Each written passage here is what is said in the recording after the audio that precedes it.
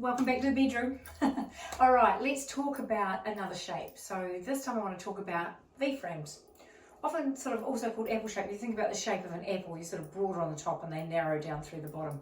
So if you're a V shape and you're standing in front of your full length mirror in your underwear, your shoulders are markedly wider than your hips and thighs. You often have fantastic legs and big boobs, or you're broad through the back and you've got these lovely skinny little legs. You carry your weight from here to here generally, and so not so much down here, it's all up here a little higher. So what you want to do if that's you is you want to make sure that you're adding a little bit of play and va-va-voom down below your hip, because that's where you want to add any volume.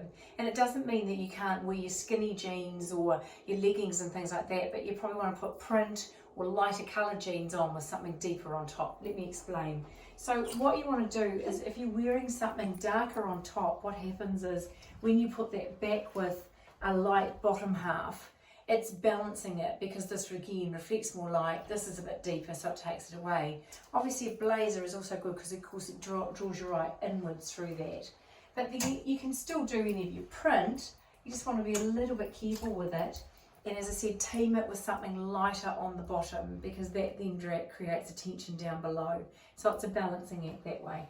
Some of the other things to do might be look for dresses that have a bit of a play before the, below the hip, like this one, but again with a deeper jacket over the top. So what you're doing there is your eye goes in here, and then there's a whole lot of play. So we're going deeper on top, drawing your eye in, and then having a bit of va-va-voom down below.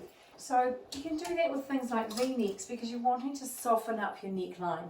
So a narrow V is quite good, and if you team that back with something floaty and playful below your hip, again, that's a really cool little balancing act.